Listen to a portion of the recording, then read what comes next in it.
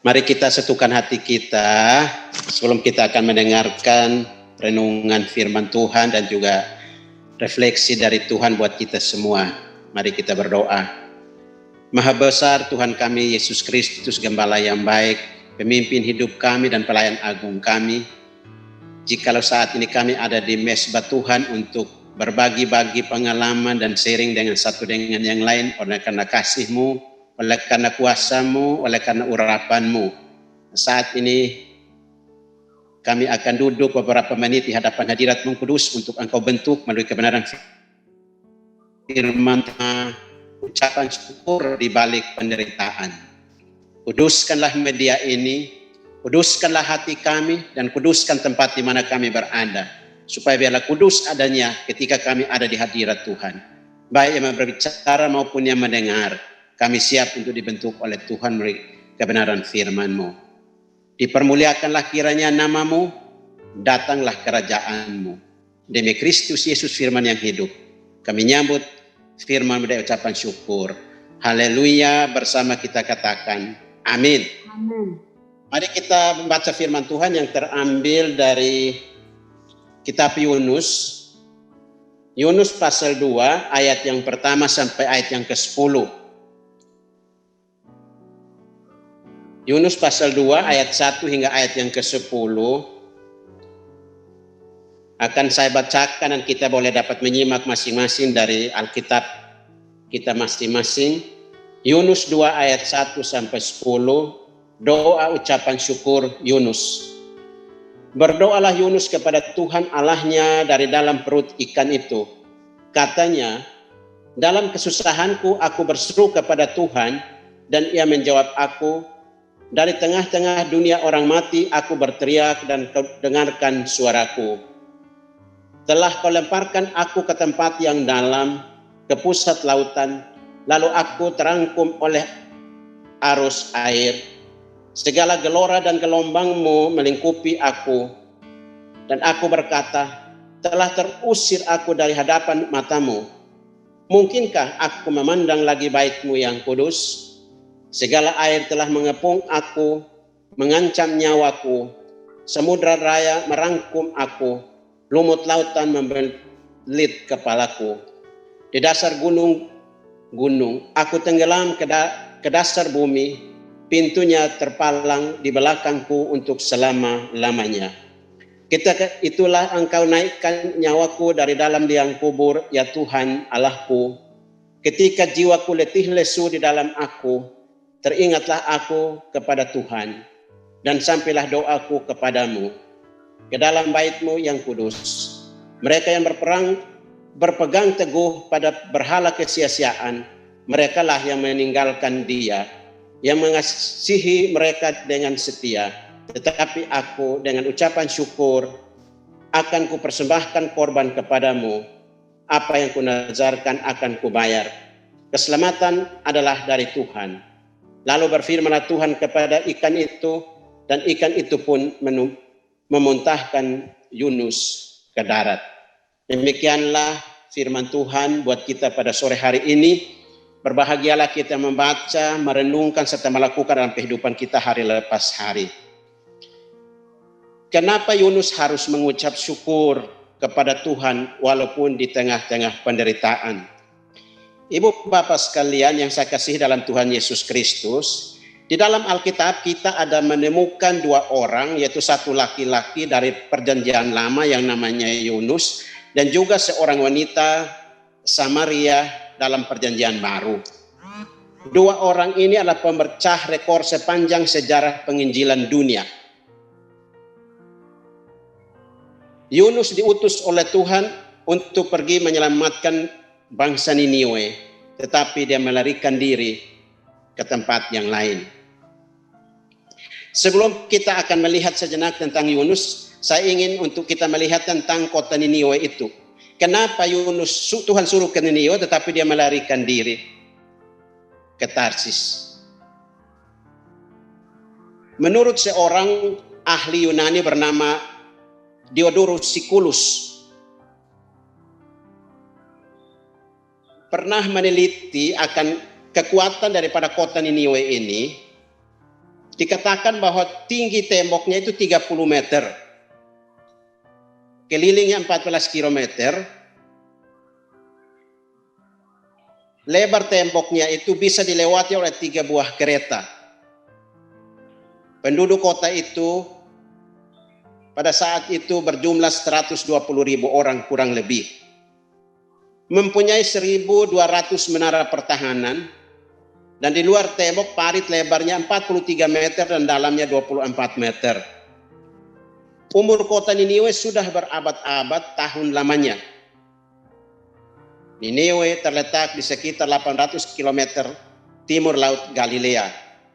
Sedangkan Tarsis yang kita kenal saat ini namanya Spanyol, 4.000 km dari Israel. Ini menurut penelitian daripada Diodorus Siculus. Dan kota ini dibangun oleh seorang bernamanya Nimrod. Kalau kita baca dalam Kejadian pasal 10 ayat 8 sampai dengan 11, kita menemukan di situ bahwa kota Niniwe itu didirikan oleh atau dibangun oleh Nimrod. Kenapa Yunus harus mengucap syukur? Kalau kita melihat pada pasal 1, itu menceritakan bagaimana Yunus mengingkari panggilan Tuhan. Dia melarikan diri. Ceritanya kita semua sudah tahu bahwa dia adalah orang yang punya pengetahuan dan orang berada, dan dikatakan bahwa dia meraih sebuah kapal, kemudian dia naik kapal itu lalu dia melarikan diri ke tempat yang lain. Kalau Bapak Ibu sekalian, saat ini kita menginjil, ini kita dalam keadaan bebas, ya. Kalau kita mau bertobat, tinggal kita tekan salah satu channel, sudah gampang. Jaringan doa banyak, kemudian ada kesaksian banyak, ada pengajaran-pengajaran banyak, dan kita bisa dapat menyambut panggilan Tuhan melalui pemberitaan itu. Tapi kita bisa bayangkan bagaimana Yunus pada waktu, di manakah Yunus bertobat pada saat itu? Yunus berada dalam suasana yang dikatakan bahwa apakah saya bisa kembali lagi ke tempatku? Pertama, dia melarikan jauh dari tempatnya. Yang kedua, dia berada di tengah-tengah lautan yang dalam. Yang ketiga, dia ada dalam perut ikan. Alkitab katakan bahwa dia berteriak kepada Tuhan. Nah, ikan itu segedenya apa? Teringat saya pada tahun 67 itu ada seekor ikan besar, ikan paus itu ditembak di Jepang. Kemudian ikan itu melarikan dirinya, kemudian mati di kota Kupang, namanya Kampung Solor itu. Ikan itu lebarnya 6 meter dan panjangnya itu 36 meter. Nah, kita bisa bayangkan bagaimana Yunus seorang diri dalam perut ikan itu, dan dia harus berteriak kepada Tuhan di tengah-tengah keadaan yang dikatakan dililit oleh lumut laut. Kenapa Yunus itu dipilih Tuhan, tetapi dia melarikan diri, tetapi dikejar oleh Tuhan? Karena di dalam Yunus itu, pribadi Yunus adalah sifat-sifat positif. Hanya satu-satunya Yunus yang dipilih oleh Tuhan untuk menyelamatkan satu bangsa, namanya Niniwe. Ibu bapak sekalian, kita semua yang ada pada saat ini masing-masing Tuhan mempersiapkan kita secara khusus. Kalau saya menceritakan tentang bagaimana Tuhan memanggil saya pada umur 8 tahun pada gerakan kebangunan rohani tahun 65 itu terlalu panjang, tidak bisa dapat diceritakan dalam waktu yang singkat. Tetapi satu hal yang saya ingat di sana bahwa kita harus taat kepada panggilan Tuhan. Kadang-kadang saya berpikir dalam diri saya, kok saya bisa jadi hamba Tuhan? Ya, saya bisa melayani Tuhan sampai dengan saat ini.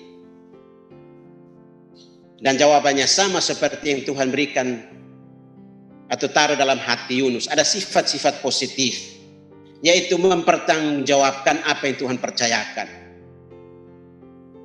Nah, mari kita melihat sifat-sifat positif apakah yang dapat kita petik dari Yunus ini. Yunus itu artinya merpati. Nama Yunus sendiri artinya merpati. Merpati memiliki sifat hakiki, yaitu tulus, ikhlas. Jadi Yunus artinya tulus, ikhlas. Kalau kita mau menjadi berkat bagi bangsa dan bagi banyak orang, maka kita harus tulus dan ikhlas dalam panggilan itu. Tidak ada motivasi-motivasi lain selain taat kepada panggilan dan karunia yang Tuhan berikan buat kita. Tuhan memanggil saya dari umur 8 tahun itu sampai saat ini. Karunia utama yang Tuhan berikan buat saya adalah karunia menasehati atau counseling, pastoral counseling, dan itu saya tekuni sampai hari ini. Dan Tuhan percayakan beberapa karunia-karunia yang lainnya, termasuk saat ini saya berbicara kepada ibu bapak sekalian sebagai penyambung lidah Kristus. Jadi Yunus artinya tulus, ikhlas. Yunus adalah orang yang sportif. Ketika Tuhan panggil dia katakan kota Niniwe adalah kota yang besar, kuat dan dahsyat, tidak bisa dapat saya seorang diri. Dia tidak punya pasukan, dia punya alat persenjataan yang kuat. Maka itu dia melarikan diri. Tetapi Tuhan mengejar dia oleh karena ada sifat tulus ikhlas di dalam diri orang ini. Sportif. Jika kita mau dipakai Tuhan dengan luar biasa, harus sportif dalam panggilan itu. Tulus, ikhlas. Yang kedua, dalam kesusahan Yunus tetap berseru kepada Tuhan. Kalau kita baca pasal 2 ayat 2a, kata dalam kesusahanku aku berseru kepada Tuhan dan ia menjawab aku. Kita sekarang sudah masuk pada bulan ke-9 dalam suasana dikerungrung oleh satu pandemi namanya COVID-19. Dan itu dapat dirasakan oleh semua orang. Dulu kita bebas bisa bertemu dengan siapa-siapa, bisa berpegangan tangan, bahkan bisa pelukan, mungkin bisa merasakan kehangatan yang luar biasa. Tapi sudah hampir 9 bulan ini, menjalani 9 bulan ini, kita hanya diperhadapkan melalui kaca ini atau melalui layar ini. Tapi hati kita harus menyatu dengan Dia yang memanggil kita seperti Tuhan memanggil Yunus. Berseru kepada Tuhan. Berseru sampai kapan? Berseru sampai bangsa ini menjadi milik Tuhan. Amin. Yunus seorang diri bisa dapat menyelamatkan satu bangsa namanya Niniwe.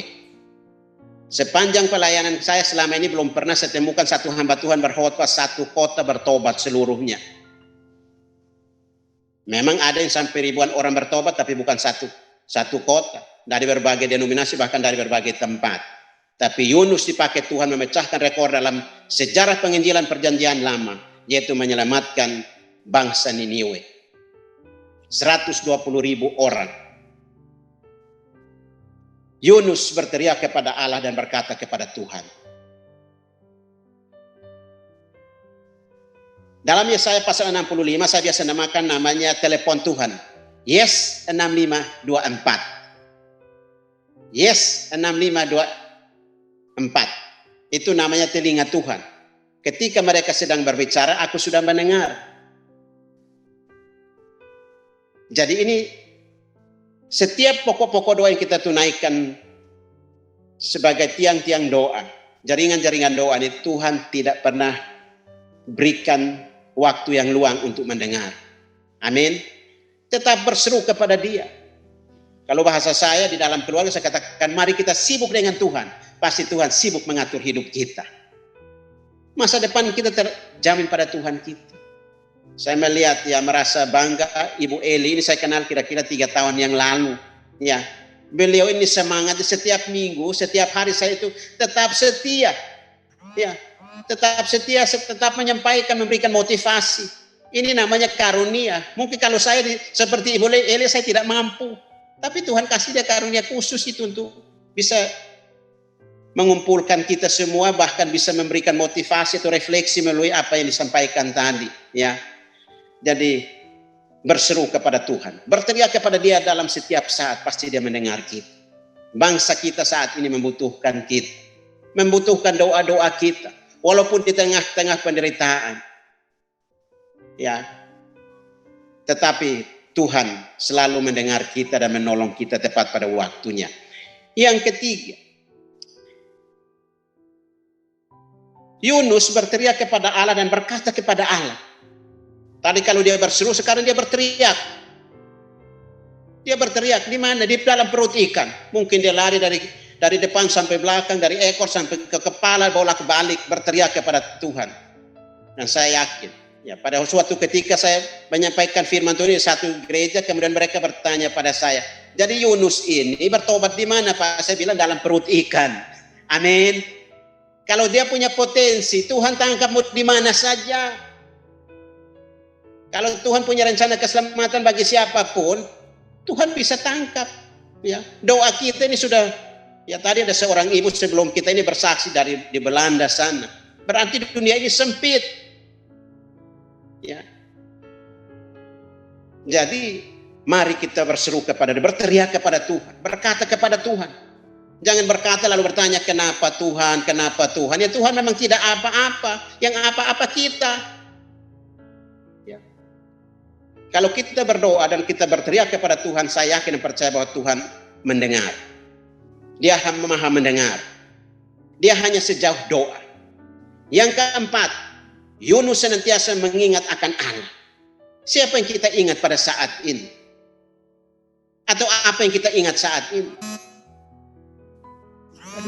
Ini ibu masuk.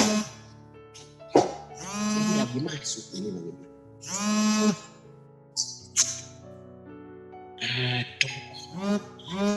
Ya sore ini ada sambungan dari istri saya di Australia, dia terganggu sebentar ya. Ya Pak, enggak Oke, ya. Kita teruskan ya. Memang mereka menjadi tiang doa di sana. Ya, saya di rumah sendirian seperti Yunus di perut ikan. Istri saya dan anak saya itu ada di Tasmania, di Kutub Selatan, di negara di Australia sana. Ya. Ini namanya kontak batin. Karena apa jam sekarang jam doa saya dengan cucu-cucu saya karena mereka mau tidur. Sudah beda 4 jam. Jadi jam tidurnya. Jadi mohon maaf kalau saya terganggu atau Bapak Ibu terganggu sedikit karena istri saya harus itu ya. Oke, kita lanjutkan ya. Jadi yang Yunus senantiasa mengingat akan Tuhan. Siapa yang kita ingat dalam doa kita? Ingat jiwa-jiwa yang saat ini sedang merana dan sedang merenungkan nasibnya. Jika dia mati kemana? Dan jawabannya ada pada saudara dan saya. Sebutlah nama orang-orang yang kita kenal, yang dekat dengan kita, mungkin jauh. Mungkin kita tidak sempat kenal sebut nama mereka, tapi sebut bangsa mereka. Saya percaya bahwa Tuhan mengingat mereka. Keselamatan sudah kita raih, dan jiwa-jiwa yang kita doakan juga pasti mereka akan menerimanya. Indonesia adalah lahan yang luas di generasi ini. Mari kita tekun mendoakan dengan ucapan syukur. Ya. Yang kelima, ia senantiasa mengucap syukur kepada Allah. Mengucap syukur bahwa kita masih ada kesempatan bertemu seperti ini. Mengucap syukur masih ada kesempatan untuk kita bisa mendoakan orang lain. Mengucap syukur masih ada kesempatan kita bisa dapat memuji Tuhan dan menyembah Dia. Mengucap syukur kita masih ada kesempatan untuk saling menyapa satu dengan yang lain. Itulah hati Bapa, itulah kasih Bapa. Ya. Mengucap syukur kepada Dia karena Dia baik. Yunus tidak bisa dapat membalas akan ingkarnya terhadap Tuhan dalam panggilannya. Tapi ketika Tuhan memanggil dia, Tuhan mengingatkan dia, maka dia mengucap syukur kepada Tuhan. Sifat positif, setiap yang ada pada kita, mari kita pergunakan dengan baik. Yang keenam, ia memberikan korban persembahan kepada Tuhan. Korban persembahan senantiasa dia sampaikan kepada Tuhan.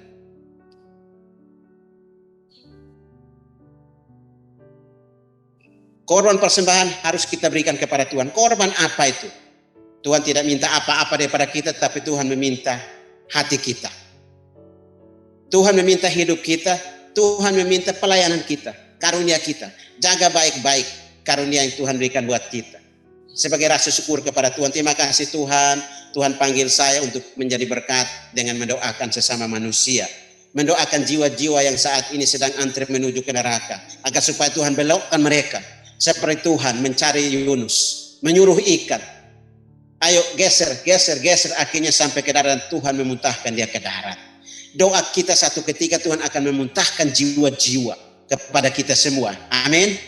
Ada jiwa-jiwa yang akan dituai. Satu pribadi namanya Yunus. Dia lari kepada Tuhan, dia berteriak kepada Tuhan, dia berseru kepada Tuhan, memberi persembahan kepada Tuhan. Ini aku Tuhan, utuslah aku.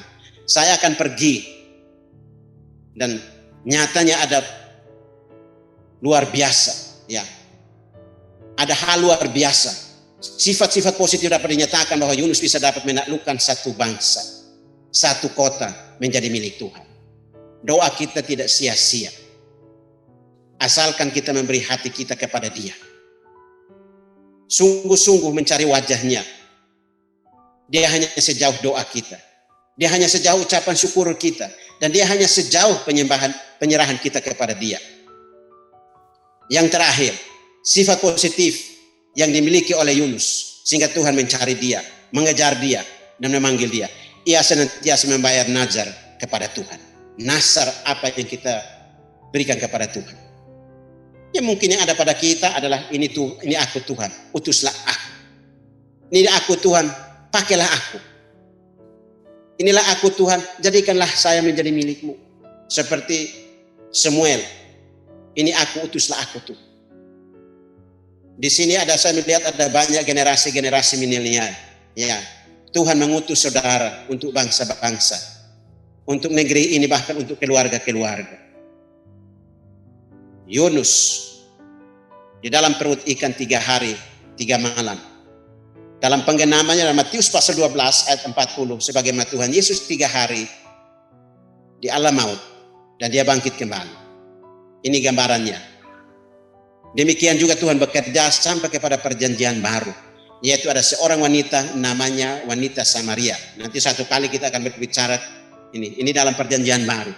Jadi tugas penginjilan atau visi dan misi daripada Tuhan, keselamatan itu adalah bukan hanya berlaku pada zaman, tapi dari zaman perjanjian lama Tuhan buktikan bahwa dunia ini bisa dapat dibolak-balik oleh karena orang yang mempunyai motivasi yang sungguh-sungguh kepada Tuhan.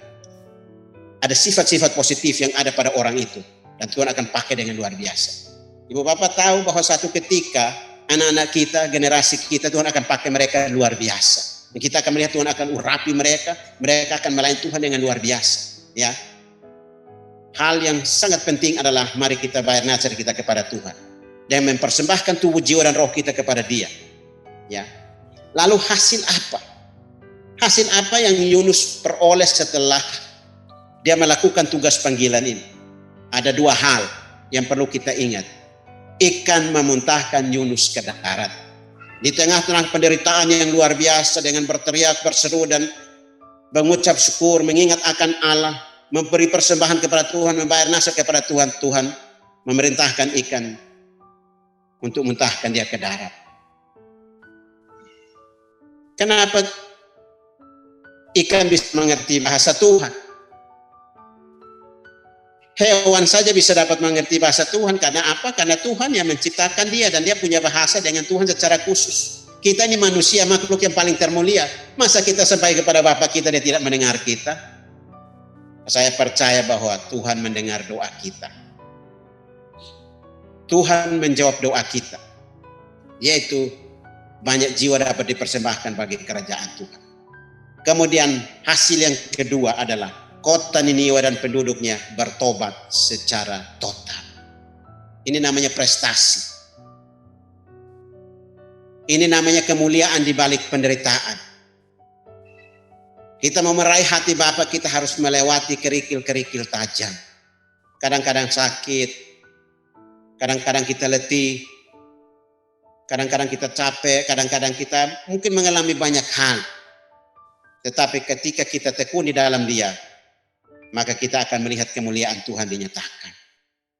Ibu bapak sekalian, melalui peristiwa Yunus ini mengingatkan kepada kita bahwa Allah Yahweh yang kita sembah dalam Kristus itu adalah Allah yang sama yang kita sembah pada saat ini.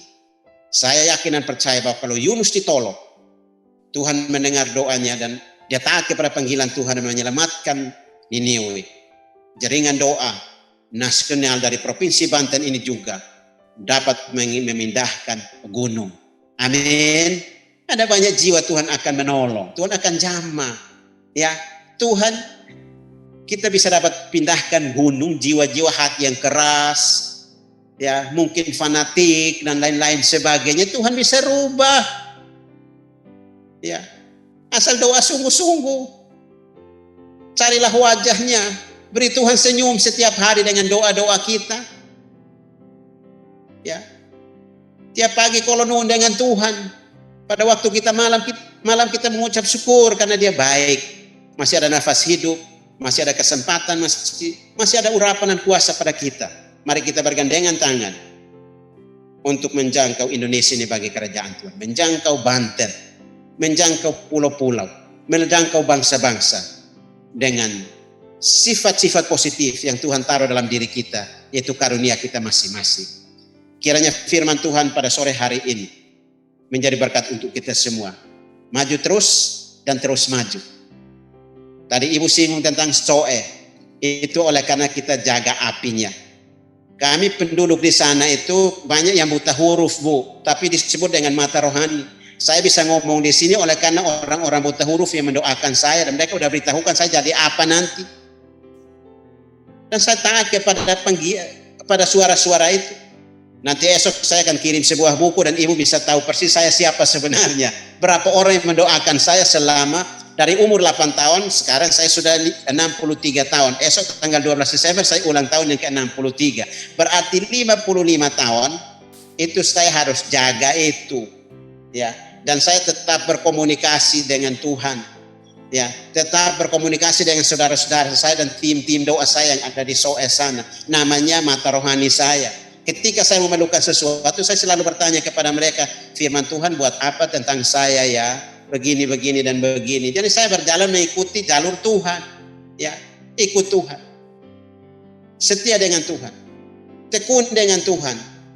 Dan lakukanlah pertanggungjawaban karunia yang ada pada kita. Kalau kita setia dengan karunia yang ada pada kita, Tuhan akan tambahkan banyak hal. Ini sebagai pokok doa yang saya ingin sampaikan. Ada satu buku yang sedang saya tulis, judulnya Misteri Timur, Misteri Api Injil dari Timur yang Tersingkap.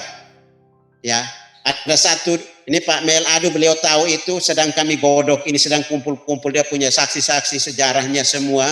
Itu ada satu desa namanya Desa Nunpolo di Amanatun sama di, kalau kita ke Soe itu agak jauh sedikit ke sana. Itu tahun 1943 itu api Tuhan itu, percikan-percikan api Roh Kudus itu turun ke situ.